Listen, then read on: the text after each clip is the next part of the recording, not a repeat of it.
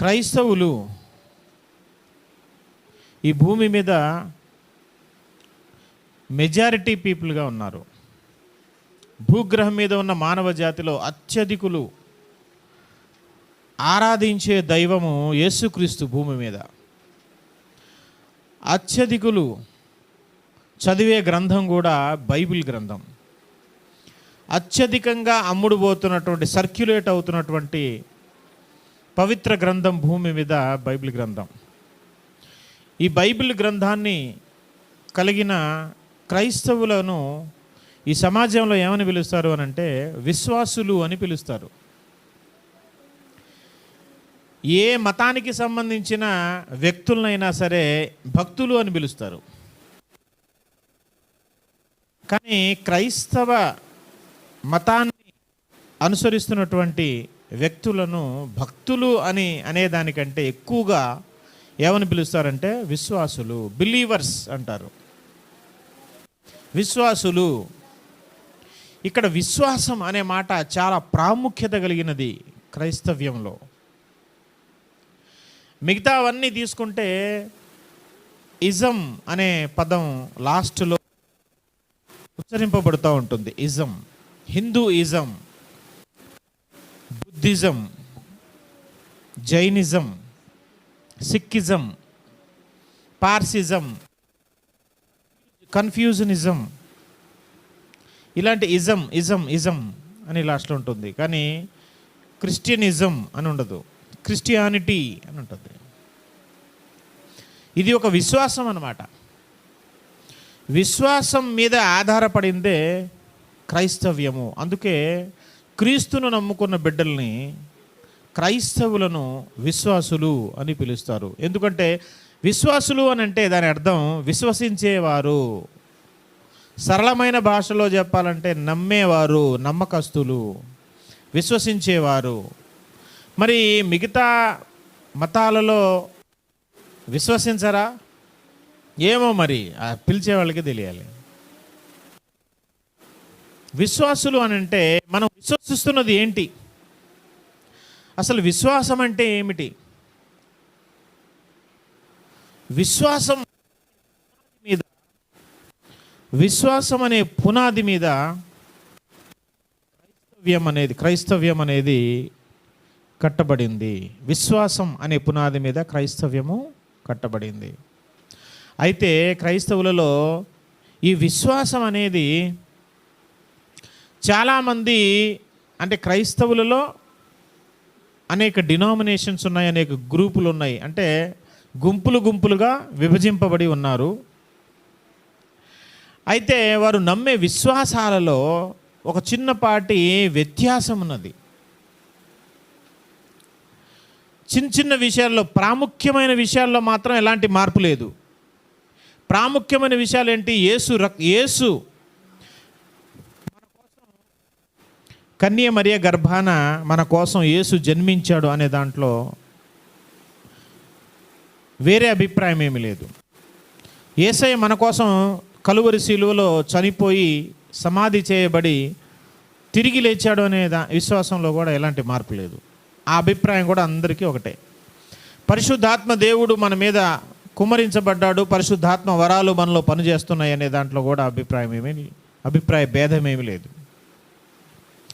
పరలోక రాజ్యం ఉన్నది, నరకం ఉన్నది, అగ్నిగుండం ఉన్నది, తీర్పు ఉన్నది, దేవదూతలు ఉన్నారు, ధవళ సింహాసన తీర్పు ఉన్నది, ఆకాశ మధ్యలో క్రీస్తు న్యాయపీఠం ఎదుట తీర్పు ఉన్నది. ఇట్లాంటి విషయాలలో భేదాభిప్రాయం ఏమీ లేదు, విశ్వాసంలో తేడా ఏమీ లేదు. కానీ కొన్ని విషయాలలో ఒక్కొక్కరికి ఒక్కొక్క విశ్వాసం ఉన్నది. ఇదేంటండి మీరు ఇలా నమ్ముతున్నారు అని అడిగితే వాళ్ళు ఏమంటారంటే ఎవరి విశ్వాసం వాళ్ళదండి అంటారు. ఎవరి విశ్వాసం వాళ్ళది, ఎవరి విశ్వాసం వాళ్ళది అని చాలామంది మనకు చెప్తూ ఉంటారు. ఇదేంటి బ్రదర్ దీన్ని మీరు ఇలా నమ్ముతున్నారు ఏంటండి అని అడిగితే ఎవరి విశ్వాసం. ఈ మాట విన్న కొంతమంది ఏమంటారంటే అదేంటండి ఎవరి విశ్వాసం వాళ్ళది, ఎవరి విశ్వాసం వాళ్ళది, విశ్వాసం ఒకటే కదా, విశ్వాసం ఒకటే అని బైబిల్ చెప్తుంది కదా, ఎవరి విశ్వాసం వాళ్ళది అంటారేంటి వీళ్ళు అని ఒక వర్గం చెప్తుంది. అందులో ముఖ్యంగా చర్చ్ ఆఫ్ క్రైస్ట్ బోధకులు విశ్వాసం ఒకటే కదా, ఎవరి విశ్వాసం వాళ్ళది అంటారేంటి అంటారు. నేను కూడా స్టార్టింగ్లో BOUI Bible open university India international అనే ఒక సంస్థలో చాలా సంవత్సరాల క్రితం, ఒక 15 సంవత్సరాల క్రితం, ఎప్పుడో ఒక 8 years వరకు ఆ యూనివర్సిటీలో నేను కూడా మాస్టర్ ఆఫ్ థియాలజీ చేశాను. ఆ బోధనల్ని కొంతకాలం నేను కూడా నమ్మాను. అప్పుడు అక్కడ ఇది కూడా ఒక పాఠంగా బోధించారు. ఏమనంటే విశ్వాసం, ఎవరి విశ్వాసం వాళ్ళది అంటుంటారు క్రైస్తవులు, కానీ ఎవరి విశ్వాసం వాళ్ళదే అని, విశ్వాసం ఒకటే అని బైబిల్లో ఉంది అని బోధించారు. అయితే వాళ్ళు అక్కడ వరకే ఆగిపోయారు. అది LKG పాఠం. విశ్వాసం ఒక్కటే అనేది బైబిల్ గ్రంథంలో ఉంది నిజమే, కానీ అది LKG పాఠం. ఎవరి విశ్వాసం వారిదే అని కొంతమంది అంటున్నారు చూడండి, అది యూనివర్సిటీ లెవెల్ పాఠం. ఎవరి విశ్వాసం వారిదే అని బైబిల్ గ్రంథం చాలా స్పష్టంగా చెప్తుంది. మరి విశ్వాసం ఒకటే అని చెప్తుంది కదా, మరి ఎవరి విశ్వాసం వారిదే అని అంటారేంటి మళ్ళీ? ఎఫెసీ పత్రిక 4వ అధ్యాయము 5వ వచనాన్ని ఒకసారి మనం చదువుదాం. ఎఫెసీ పత్రిక 4:5. ప్రభువు ఒక్కడే, విశ్వాసం ఒక్కటే, బాప్తిస్మము ఒక్కటే, అందరికీ తండ్రి అయిన దేవుడు ఒక్కడే, అందరికీ పైన ఉన్నవాడై అందరిలోనూ వ్యాపించి ఉన్నాడు. చూడండి 4వ వచనం కూడా చదివితే, శరీరం ఒక్కటే, ఆత్మయు ఒక్కడే, ఆ ప్రకారమే మీ పిలుపు విషయమైన ఒక్కటే నిరీక్షణ. చూడు, ఇక్కడ శరీరం ఒక్కటే, ఆత్మ ఒక్కటే, నిరీక్షణ ఒక్కటే, ప్రభువు ఒక్కటే, విశ్వాసం ఒక్కటే, బాప్తిసం ఒక్కటే, తండ్రి అయిన దేవుడు ఒక్కటే. 7 విషయాలు ఒక్కటే ఒక్కటే ఒక్కటే అని చెప్పబడ్డాయి ఇక్కడ. శరీరం ఒక్కటే, ఆత్మ ఒక్కటే, నిరీక్షణ ఒక్కటే, ప్రభువు ఒక్కటే, విశ్వాసం ఒక్కటే, బాప్తిస్మం ఒక్కటే, తండ్రి అయిన దేవుడు ఒక్కడే. 7 విషయాలు. ఇందులో విశ్వాసము ఒక్కటే అని ఉంది కదా. నిజమే, విశ్వాసం అనేది ఒకటే. అసలు ఇంతకు ఈ విశ్వాసం అనేది అంటే ఏంటో మనం ఒకసారి నిర్వచనం చూసే ప్రయత్నం చేద్దాం. విశ్వాసం అంటే ఏంటో ఒకసారి మనం నిర్వచనం చూద్దాం. హెబ్రీ పత్రిక 11వ అధ్యాయము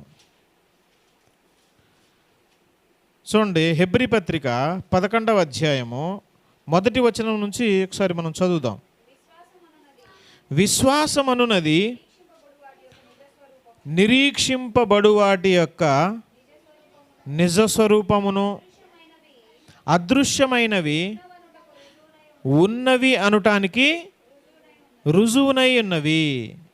చూడండి, విశ్వాసం అంటే ఏంటంట? నిరీక్షింపబడు వాటి యొక్క నిజస్వరూపం, నిరీక్షించే వాని యొక్క నిజస్వరూపం. ఇందాక మనం చదివాము, నిరీక్షణ ఒకటే, క్రైస్తవులందరి నిరీక్షణ ఒకటే. మనం దేన్ని నిరీక్షించటం అంటే ఏంటి? సరళమైన భాషలో ఎదురు చూడటం.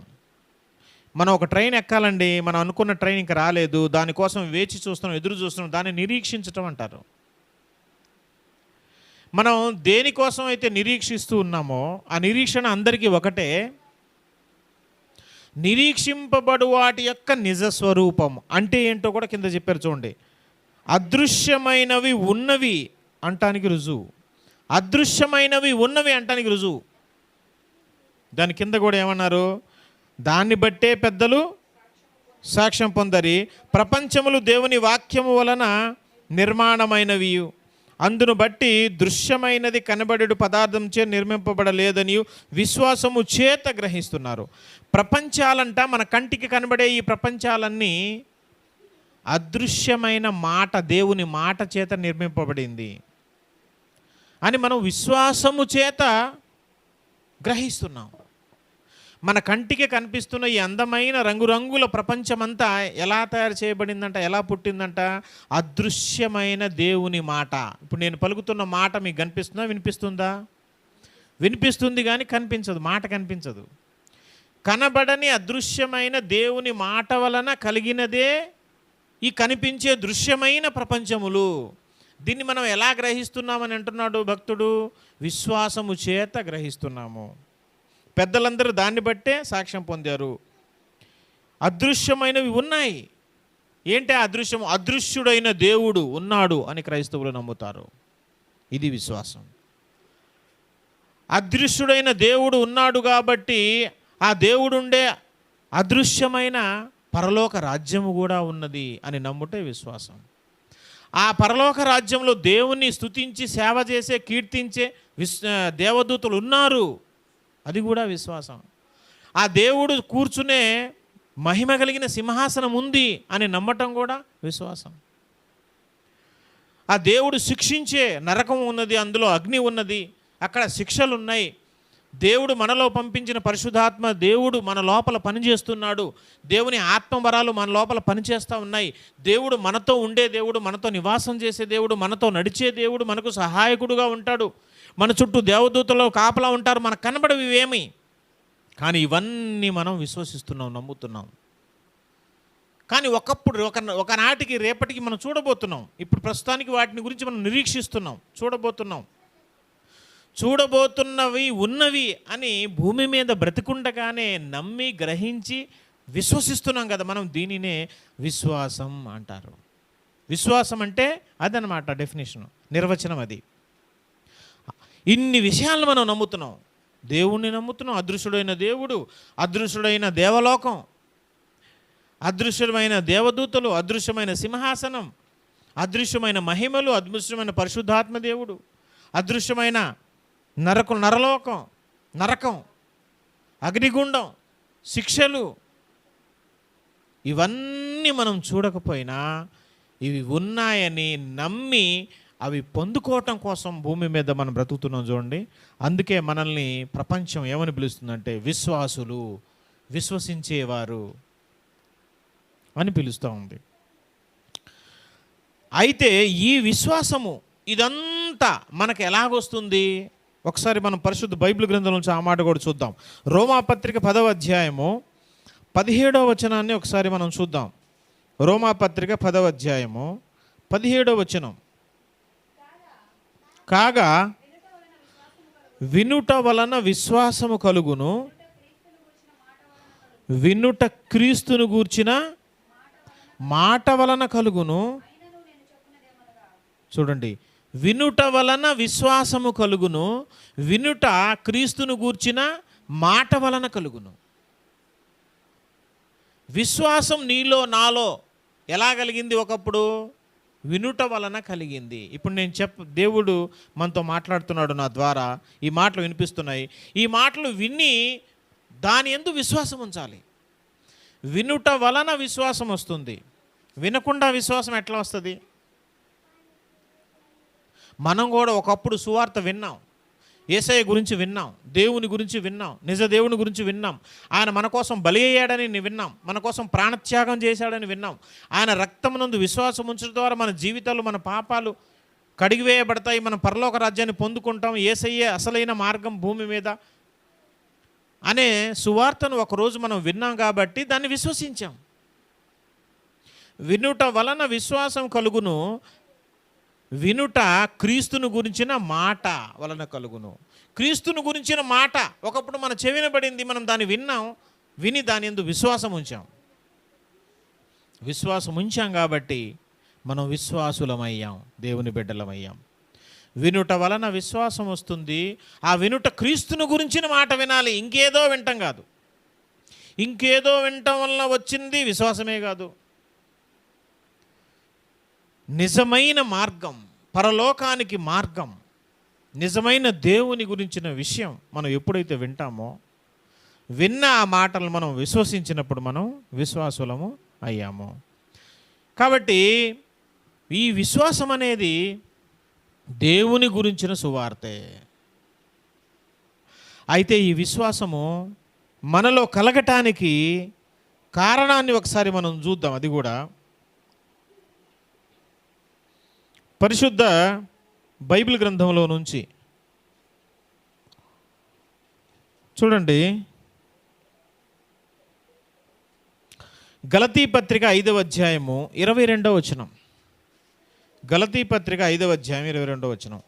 ఈ విశ్వాసం అనేది ఏంటనంటే ఆత్మఫలం అన్నమాట. ఆత్మఫలములో ఒకటే ఈ విశ్వాసం. ఆత్మఫలము అనంటే అది ఒకటే ఫలము. చాలాసార్లు మనం చెప్పుకున్నాం, 9 తొనలు కలిగిన 9 భాగములు కలిగిన ఒకటే ఫలం, అది ఆత్మఫలము. అంటే అర్థం ఏంటంటే పరిశుద్ధాత్మ దేవుడే మనలో ఉండి ఫలించటం అన్నమాట. అది మన స్వతహాగా ఫలించేది కాదు, ఒక విశ్వాసి ఫలించేది కాదు. అది విశ్వాసిలో ఉన్న పరిశుద్ధాత్మ దేవుడే మనలో ఫలింపజేసే ఒక అద్భుతమైన కార్యం అది. అందులో విశ్వాసం కూడా ఉంది. చూడండి అక్కడ, అయితే ఆత్మఫలం ఏమనగా ప్రేమ, సంతోషం, సమాధానం, దీర్ఘశాంతం, దయాళుత్వము, మంచితనము, విశ్వాసము, సాత్వికము, ఆశా నిగ్రహము. చూడండి, అందులో ఏముంది? విశ్వాసము. విశ్వాసం అనేది ఏంటి చెప్పండి. ఇప్పుడు విశ్వాసం ఎలా వచ్చింది? వినుట వలన. ఆ వినుట దేని గురించి? క్రీస్తుని గురించి వినటం వలన విశ్వాసం వచ్చింది కదా. క్రీస్తుని గురించిన విన్న ప్రతి ఒక్కరూ విశ్వసిస్తున్నారా చెప్పండి? క్రీస్తుని గురించి విన్న ప్రతి ఒక్కరూ విశ్వసిస్తున్నారా? ఇప్పుడు సువార్త అనేకులకు చెప్పబడుతుంది. చెప్పబడుతున్న వారందరూ, విన్న వారందరూ విశ్వసించి దేవుని దగ్గరికి వస్తున్నారా? ఎందుకు రావట్లేదంటే ఇది స్వతహాగా మనం చేసే కార్యం కాదు, మనలో పరిశుద్ధాత్మ దేవుడు చేసే కార్యం. నువ్వు దేవుని ఏర్పాటులో ఉన్నవాడివైతే, దేవుని ఎన్నికలో ఉన్నవాడివైతే, దేవుని పిలుపును అందుకున్నవాడవైతే, జీవగ్రంథంలో పేరు వ్రాయబడిన వాడవైతే, లోకం పుట్టక మునుపే నిర్ణయించబడిన వాడివైతే, పరిశుద్ధాత్మ దేవుడు నీలో కలుగజేసే గొప్ప కార్యం ఏంటో తెలుసా? నీవు విన్న యేసును గురించినటువంటి సువార్తను నీలో నాటటం, విశ్వసింపజేయటం, నీ చేత విశ్వసింపజేయటం. ఇది పరిశుద్ధాత్మ దేవుడు మనిషిలో ఉండి చేసే కార్యం. ఇది ఒక ఆత్మఫలములో ఉన్న భాగం. అంత మాత్రమే కాదు, ఇది పరిశుద్ధాత్మ వరాలలో కూడా, ఆ 9 వరాలలో కూడా ఇది ఒకటి ఉంది. ఒకసారి అది కూడా చూద్దాం. 1 కొరింథీ పత్రిక 12వ అధ్యాయము 8-9 వచనాలు. 1 కొరింథీ పత్రిక 12వ అధ్యాయము 8-9 వచనాలు మనం చూస్తే, ఏలయనగా ఒకనికి ఆత్మ మూలముగా బుద్ధివాక్యమును, మరి ఒకనికి ఆత్మను అనుసరించిన జ్ఞానవాక్యమును, మరి ఒకనికి ఆత్మ వలననే విశ్వాసమును, మరి ఒకనికి ఆత్మ వలనే స్వస్థపరచు వరము. ఇదిగో విశ్వాసము. విశ్వాసం అనేది కూడా ఒక కృపావరము. ఈ కృపావరము పరిశుద్ధాత్మ దేవుడు అనుగ్రహించే వరాలే కదా. పరిశుద్ధాత్మ వరాలే కదా కృపావరాలు 9. పరిశుద్ధాత్మ మన మీదకి వచ్చినప్పుడు, మనలోకి వచ్చినప్పుడు మనకు అనుగ్రహించే వరాలలో ఒక వరమే ఈ విశ్వాసం అనే వరం. అక్కడ గలతీ పత్రికలో ఏం చదువుకున్నాం మనం? ఆత్మ ఫలించే ఫలంలోనే ఒకటి. అక్కడ పరిశుద్ధాత్ముడే ఫలించేది, ఇక్కడ కూడా అనుగ్రహించింది పరిశుద్ధాత్మ దేవుడే. పరిశుద్ధాత్మ దేవుడే మనకు అనుగ్రహించి, పరిశుద్ధాత్మ దేవుడు మనలో ఫలించేటట్టు చేయటమే ఈ విశ్వాసం అనేది. ఏంటంటే ఇంతకు ఈ విశ్వాసం? నిరీక్షింపబడి వాటి యొక్క నిజ స్వరూపం, అదృశ్యమైన వాటిని నమ్మటం, విశ్వసించటం. ఇది దేవుడు మనలో చేస్తేనే కానీ మనం వాటిని విశ్వసించం. ఈరోజు మనం అదృశ్యమైన వాటిని అన్నిటినీ విశ్వసించి దృఢంగా అవి ఉన్నాయని బల్లగుద్ది చెప్పి మరి మన జీవితంలో ముందుకెళ్తున్నామంటే కారణం ఏంటంటే మనలో ఈ గొప్ప కార్యాన్ని జరిగించింది పరిశుద్ధాత్మ దేవుడు. అయితే ఈ విశ్వాసము ఒక్కటే అని ఇందాక మన ఎఫెసీ పత్రిక 4:5 చదువుకున్న విశ్వాసం ఒక్కటే. నిజమే, విశ్వాసం ఒక్కటే. కానీ ఆ ఒక్కటే ఉన్న విశ్వాసములో ఆ ఒక్కటే విశ్వాసాన్ని దేవుడు పంచి ఇచ్చాడు. చెప్పండి నాకు, ఎలా ఇచ్చాడు? ఆ ఒకటే విశ్వాసాన్ని పంచి ఇచ్చాడు. ఆ విశ్వాసము అనే వరానికి ఒక పరిమాణం ఉన్నది. అక్కడే అదే అధ్యాయంలో చదువుదాం మనం ఒకసారి. గలతీ పత్రిక మనం ఇందాక ఎఫెసీ పత్రిక 4వ అధ్యాయం చదివాం కదా మనం. ఎఫెసీ పత్రిక 4వ అధ్యాయంలో 7వ వచనం చదవండి. అయితే మనలో పైన అన్నీ ఏం చెప్పాడు? ఒక్కటే ఒక్కటే ఒక్కటే అని 7 విషయాలు చెప్పాడు. ఒకటేలే కానీ అయితే మనలో ప్రతి వానికి క్రీస్తు అనుగ్రహించు వరము యొక్క పరిమాణము చొప్పున కృప ఇయ్యబడెను. ఈ మాట చెప్పండి నాకు.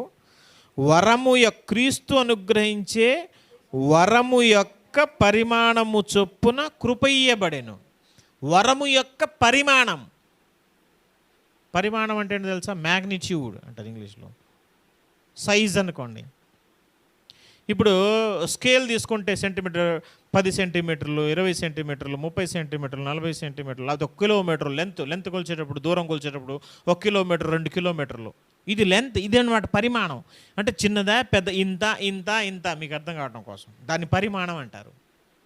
వరము యొక్క పరిమాణము అంటే నీకు దేవుడు అనుగ్రహించిన వరాలలో ఆ వరానికి ఒక పరిమాణం ఉన్నదా లేదా? నీకు ఇచ్చిన వరం ఇంత ఎంత పెద్ద, దాని పరిమాణం ఎంత? ఇప్పుడు విశ్వాసం అనే వరం తీసుకుందాం. వరాలలో విశ్వాసం కూడా ఉన్నది కదా. విశ్వాసం అనే వరం యొక్క పరిమాణం ఎంత? నీ విశ్వాసం యొక్క పరిమాణం ఎంత ఉందో అంత కృపే నీకు అనుగ్రహించబడింది. పరిమాణం ఎంత ఉందో అంత కృపే. అక్కడే ఉంది ఆ మాట కూడా చూడండి.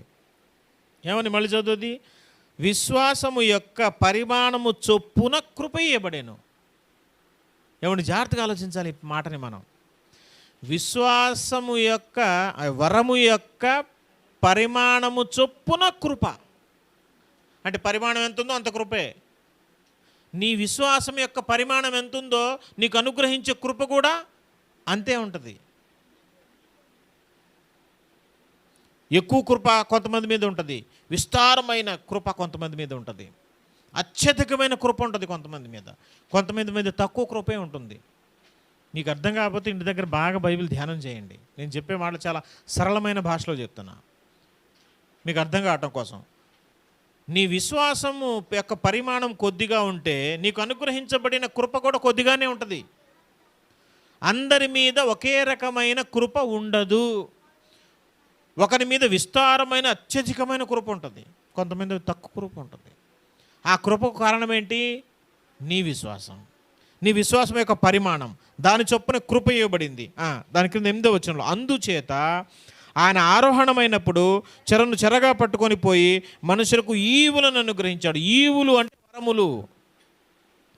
ఆయన వెళ్ళిపోయినప్పుడు వరాలు అనుగ్రహించాడు. మరి ఆయన వెళ్ళిపోయిన తర్వాత ఇక పరిశుద్ధాత్మ దేవుడు మన మీదకి వచ్చి వరాలు వచ్చినాయి. ఆయన ఆరోహణమైన తర్వాతే కదా వరాలు అనుగ్రహించబడ్డాయి. పరిశుద్ధాత్మ దేవుని రాక జరిగింది పెంతెకోస్తు దినాన. వరాలు ఇచ్చాడు. ఆయన వెళ్ళిపోయి ఆ వరం ఇచ్చాడు. ఆ వరం ఎలాగ ఇచ్చాడంట? వరము యొక్క పరిమాణము చొప్పున కృప ఇవ్వబడింది. వరానికి ఒక పరిమాణం ఉన్నది, సైజు ఉన్నది, కొలత ఉన్నది.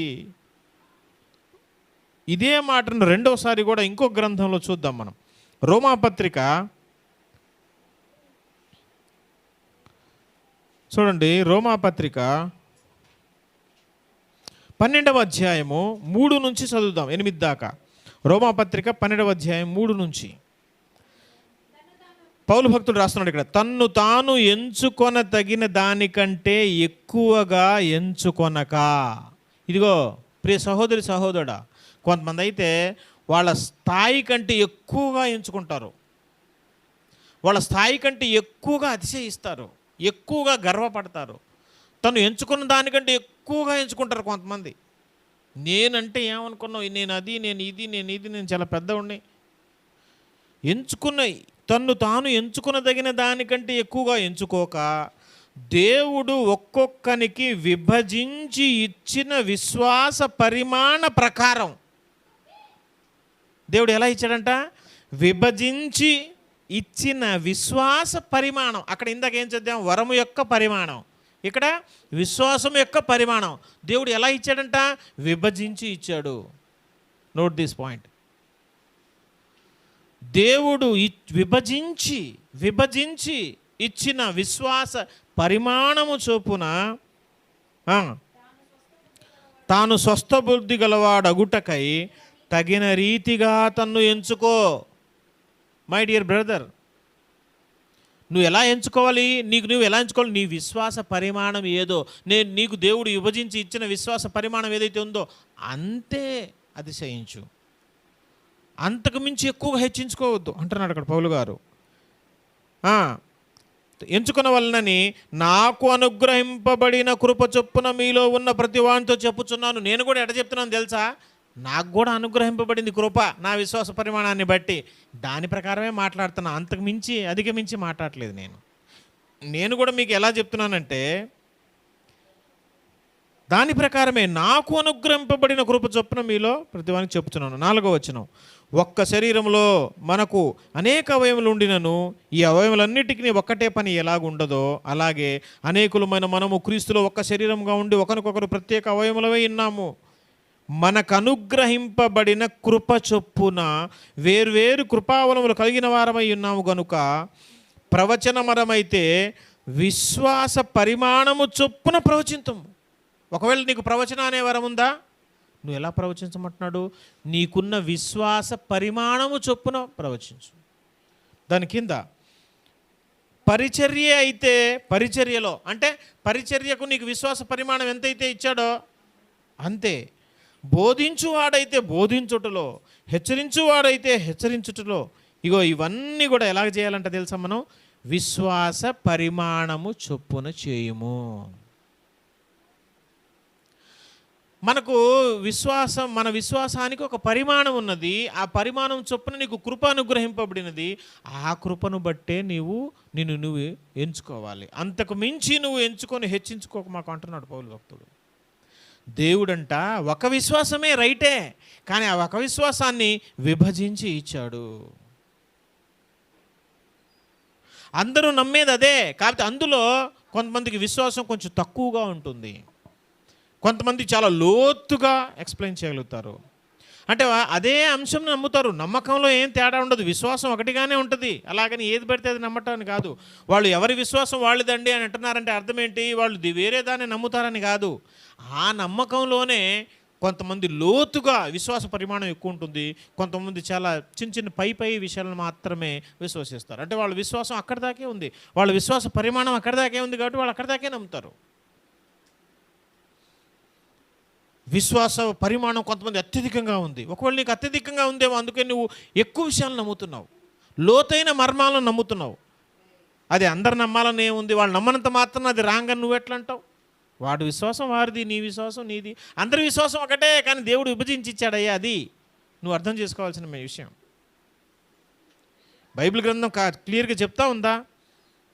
విశ్వాసమునకు పరిమాణం ఉన్నది, దాన్ని దేవుడు విభజించి ఇచ్చాడు, దాని ప్రకారం కృప అనుగ్రహింపబడిందని క్లియర్గా చెప్తుంది కదా బైబిల్ గ్రంథం.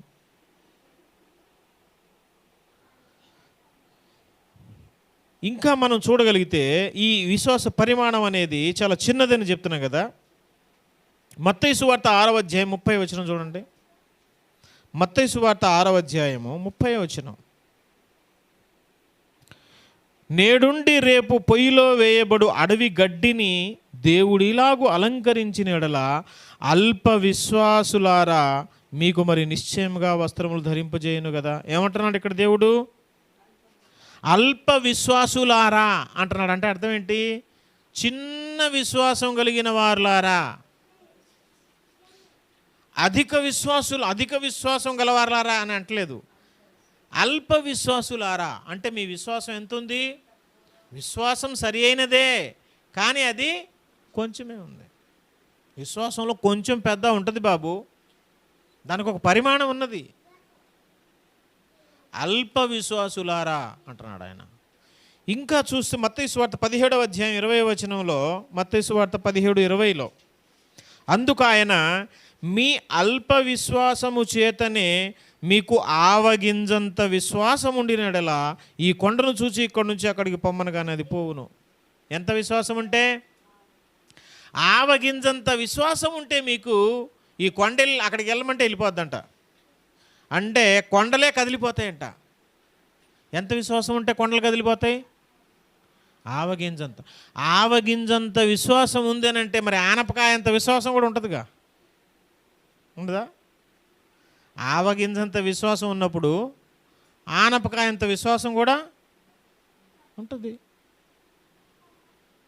ఇంత విశ్వాసమే ఉంటే చాలు, కొండే కదిలిపోద్ది. మరి పెద్ద విశ్వాసం ఆనపకాయంత విశ్వాసం ఉంటే భూలోకమే కదిలిపోద్ది. విశ్వాసమునకు పరిమాణం ఉన్నది అనే విషయం మీకు గుర్తు చేయడానికి నేను చూపిస్తున్నాను అనమాట. 1 కొరింథీ పత్రిక 13వ అధ్యాయం 2వ వచనం కూడా చూడండి. 1 కొరింథీ పత్రిక 13వ అధ్యాయం 2వ వచనం పౌలు భక్తుడు చెప్తున్నాడు చూడండి. ప్రవచించు కృపావరము కలిగి మర్మములన్నీయు జ్ఞానమంతయు ఎరిగినవాడనైనను కొండలను పెకలింపగల పరిపూర్ణ విశ్వాసము గలవాడనైనను ప్రేమ లేనివాడనైతే నేను వ్యర్థుడను. కొండలను పెకలింపగల పరిపూర్ణ విశ్వాసం. ఇందాక అల్ప విశ్వాసం, ఇది పరిపూర్ణ విశ్వాసం, అల్టిమేట్ అనమాట. ఇది ఇంకా విశ్వాసంలో హైయెస్ట్ లెవెల్ అనమాట. ఇది పీక్ లెవెల్ అనమాట. ఇది పరిపూర్ణ విశ్వాసం, కొండల్ని పెకలించేయటమే కింద నుంచి. అంత విశ్వాసం ఉన్నా ప్రేమ లేకపోతే నేను వ్యర్థమే అంటున్నాడు ఆయన. అంటే విశ్వాసంలో ఆవగించంతా ఉంది, అల్పము ఉంది, పరిపూర్ణ విశ్వాసము ఉంది. ఇవే పరిమాణములు అంటే. నీకు అనుగ్రహింపబడిన విశ్వాసము యొక్క పరిమాణము చొప్పున నీ బోధ, నీ పరిచర్య సమస్తమును ఉండాలి. నీ అతిశయము, నువ్వు ఎంచుకొనదగినది ఏదైనా నీ విశ్వాస పరిమాణం ప్రకారం ఉండాలి. విశ్వాస పరిమాణంలో భేదములు ఉన్నవి. అందుకే అంటున్నా నేను, ఎవరి విశ్వాసం వారిది. అతని విశ్వాస పరిమాణం చాలా చిన్నదే, అంతేగాని తప్పు కాదు అది. విశ్వాసం ఒకటే, నేను నమ్మిందే నమ్మాలంటే కుదరదు. అట్లా నీ విశ్వాస పరిమాణాన్ని బట్టి నీ నమ్మకం ఉంటుంది, అతని విశ్వాస పరిమాణాన్ని బట్టి అతని నమ్మకం ఉంటుంది. కాకపోతే ఇక్కడ ఏం చేయాలంటే, విశ్వాస పరిమాణంలో ఆవగింజంత ఉన్నోళ్ళు అది ఆనపకాయంత పరిపూర్ణ విశ్వాసం అయ్యేంత వరకు ఎదుగుతూ ఉండాలా. విశ్వాసంలో ఎదగటం అంటే అది. విశ్వాసంలో ఫలించటం అంటే, విశ్వాసంలో విస్తరించడం అంటే, విశ్వాసంలో ఎదగటం అంటే నీ విశ్వాస పరిమాణమును దేవుని కృపచేత పెంచుకుంటూ పోవటం. ప్రతి విషయంలో లోతైన అనుభవం కలిగి ఉండటం అంటే ఇదే. విశ్వాసములో చాలా డిఫరెన్సెస్ ఉన్నాయి, పరిమాణం ఉంది, తేడా ఉంది. దీన్ని పౌలు భక్తుడు చాలా స్పష్టంగా రాసిన అధ్యాయము రోమాపత్రిక 14వ అధ్యాయము. చూద్దాం ఒకసారి దాన్ని కూడా. రోమాపత్రిక 14వ అధ్యాయము 1 నుంచి ఒక 8 వచనాలు మనం చూడగలిగితే, రోమాపత్రిక 14వ అధ్యాయము 1 నుంచి 8 దాకా చూస్తూ నేను చదువుతున్నాను. విశ్వాస విషయమై బలహీనుడైన వానిని చేర్చుకోండి. ఇదిగో ఒక బలహీనుడు ఉన్నాడు ఇక్కడ. అతను ఏ విషయంలో బలహీనుడు అంటే తెలుసా? విశ్వాస విషయంలో. అంటే ఆయన విశ్వాసం చాలా చిన్నది. విశ్వాస విషయంలో బలహీనుడైన వాడిని చేర్చుకోండి. అయినను సంశయములను తీర్చుటకు వాదాలు పెట్టుకోవద్దు. ఒకడు సమస్తమును తినవచ్చునని నమ్ముతున్నాడు, మరొకడు బలహీనుడై ఉండి కూరగాయలనే తింటున్నాడు. ఇది 2 విశ్వాసాలు ఉన్నాయి ఇక్కడ. ఒకడు అంటున్నాడంట అసలు ఏదైనా తినేయచ్చు అనే స్థాయికి ఎదిగాడు అతని విశ్వాసం, అతని పరిమాణం. ఇంకొక అతను ఉన్నాడు, ఇవన్నీ తినకూడదండి, ఇది ఓన్లీ కూరగాయలే తింటా నేను అని విశ్వాసం అంతవరకే. అంత మాత్రం అదేంటి కూరగాయలు తినేదేంటి పిచ్చోడా, ఏదైనా తినొచ్చు మనం, తప్పది, ఆ విశ్వాసం రాంగ్. విశ్వాసం ఒకటే ఏంటనుకుంటున్నావు? ఏదైనా తినేయచ్చు నువ్వు అని వాదం పెట్టుకోవద్దు. విశ్వాస విషయంలో వాళ్ళు బలహీనుడు, మనం చేర్చుకోవాలంటోండి. అలాంటి సోదరుని చేర్చుకో. నువ్వేమో అన్ని తినాలని నమ్ముతున్నావు, అతనేమో కూరగాయలు. ఇప్పుడు నష్టం ఏముంది కూరగాయలు తినటం వల్ల? ఇంకా ఆరోగ్యానికి మంచిదే కదా. అతని నమ్మకం, అతని విశ్వాసం అంతవరకే ఉంది. తర్వాత తినువాడు తినని వాడిని తృణీకరింపకూడదు, తిననివాడు తినువాడిని తీర్పు తీర్చకూడదు. ఇగో చూడు, అతను కూడా చెప్తున్నాడు, అరే అబ్బాయి నీ విశ్వాసం చిన్నదే కాబట్టి నువ్వు కూరగాయలే తినాలి. ప్రపంచంలో నేను కూరగాయలే తింటున్నాను కాబట్టి ప్రపంచంలో అందరూ విశ్వాసం అందరూ కూరగాయలే తినాలి నువ్వు చెప్పొద్దు. ఏదైనా తినొచ్చు కాబట్టి నువ్వు కూరగాయలు తినేవాడు తప్పు చేస్తున్నాడు, వాడి విశ్వాసం సరైనది కాదని నువ్వు చెప్పొద్దు. కోఆర్డినేషన్తో ముందుకెళ్ళు. వాని విశ్వాస పరిమాణం ప్రకారం వాడు కూరగాయలే తింటున్నాడు, నువ్వు అన్ని తినాలనే స్థాయికి ఎదిగావు కాబట్టి నీ విశ్వాసం అది. 4వ వచనం, పరుని సేవకుని తీర్పు నీవెవడవు? అతడు నిలిచిండుటైనను పడిండుటైనను అతని సొంత యజమాని పనియే. అతడు నిలుచును, ప్రభు అతను నిలబెట్టును శక్తి గలవాడు. ఒకడు ఒక దినము కంటే మరి ఒక దినం మంచిదని ఎంచుచున్నాడు, మరి ఒకడు ప్రతి దినము సమానంగా ఎంచుచున్నాడు. ఇక ఇది కూడా మనలో చాలామంది చూసాం కదా. ఈరోజు సోమవారం మంచిది కాదంట ఒక ఆయన, క్రైస్తవుడయ్యండి. అప్పుడు వేరే వాళ్ళు అంటారు, ఇదేందండి క్రైస్తవుడయ్యండి ఒక సోమవారం మంచిది కాదంటాడేంటి? దేవుడు ప్రతి దినాన్ని మంచిదిగా చేస్తే ఈ విశ్వాసం సరైనది కాదంటాడు. కానీ దేవుడు అంటున్నాడు, నీకేం ఇప్పుడు అన్ని దినాలు మంచి అయినప్పుడు అందులో నాకు సోమవారమే మంచిది అంటున్నాడు అతను. మిగతా దినాలు చెడ్డది అంటలేదు, కానీ ఒక దినాన్ని మంచిదిగా పెట్టుకున్నాడు ఆయన. ఇప్పుడు 7 దినాలు మంచిదైనప్పుడు సోమవారం కూడా మంచిదే మరి. ఈ మిగతా దినాలు కాదండి, సోమవారం మంచిదని నమ్ముతున్నాడు. సోమవారమే ఎవరికైనా డబ్బులు ఇస్తే అనుకుంటున్నాడు. అనుకుందాం, సపోజ్ అనుకోని తప్పేముంది. ఒకడు దేవుడు క్లియర్గా ఇక్కడ పౌలు చేత రాయిస్తున్నాడు. ఒకడు ఒక దినము కంటే మరి ఒక దినము మంచిదని ఎంచుచున్నాడు, మరి ఒకడు ప్రతి దినము సమానంగా ఎంచున్నాడు. ప్రతి వాడు తన మట్టుకు తానే తన మనసులో రూఢీపరుచుకొనవలెను. దినమును లక్ష్య పెట్టేవాడు ప్రభు కోసమే లక్ష్య పెడుతున్నాడు. తినువాడు దేవునికి కృతజ్ఞతాస్తులు చెల్లించున్నాడు గనుక ప్రభు కోసమే తినుచున్నాడు. తినని వాడు ప్రభు కోసమే తినుట మాని దేవుని కృతజ్ఞతాస్తులు చెల్లిస్తున్నాడు. ఒకరోజు మంచిది అనుకునేవాడు కూడా దేవుని కోసమే అనుకుంటున్నాడంట. అన్ని దినాలు మంచి అనేవాడు కూడా దేవుని కోసమే అనుకుంటాడంట. ఇద్దరు రైటే అంటున్నాడు అక్కడ. విశ్వాస పరిమాణం ఉన్నది. అందుకే స్టార్టింగ్లోనే చెప్పాడు, విశ్వాస విషయంలో బలహీనులు కొంతమంది ఉన్నారు. ఒకడేమో కూరగాయల దినాలంటాడు, ఒకడేమో పలానా దినమే మంచిది అంటాడు. గొడవ పెట్టుకోదు, వదిలేయండి. ఎందుకంటే వారి విశ్వాస పరిమాణం, విశ్వాస విషయంలో బలహీనులు వాళ్ళు. కొంతకాలం వాళ్ళు ఎదిగిన తర్వాత విషయం అర్థం అవుద్ది. అందుకే మనం వాటిని పౌలు భక్తుడు ఇలా రాస్తున్నాడు 7వ వచనంలో, మనలో ఎవడు తన కోసమే బ్రతకడు చెప్పాం కదా. 22వ వచనం చూడండి ఏముందో, నీకున్న విశ్వాసము దేవుని ఎదుట నీ మట్టుకు నీవే ఉంచుకోను. నీకున్న విశ్వాసం ఏదైతే ఉందో, నువ్వు సమస్తాన్ని నమ్ముతున్నావా, అన్ని దినాలు మంచి అనుకుంటావు, దేవుని ఎదుట దాన్ని అలాగే ఉంచు. కానీ నమ్మని వారు ఏదైతే ఉన్నారో, ఒక దినము ఫలాంటి దినాలు నమ్ముతున్నారు, వాళ్ళని నువ్వు గొడవ పెట్టవద్దు, డిస్టర్బ్ చేయొద్దు. ఎందుకంటే వాళ్ళ విశ్వాస పరిమాణాన్ని బట్టి వాళ్ళు నమ్ముతున్నారు. కొంతకాలానికి వాళ్ళు విశ్వాస పరిమాణం పెరిగిన తర్వాత వాళ్ళు కూడా నీవు నమ్మే విషయాన్ని నమ్ముతారు. అంత మాత్రాన ఎవరి విశ్వాసం వాళ్ళది ఎట్లా అవుతుంది, వాళ్ళు ఎట్లా నమ్ముతారు అంటానికి లేదు అక్కడ.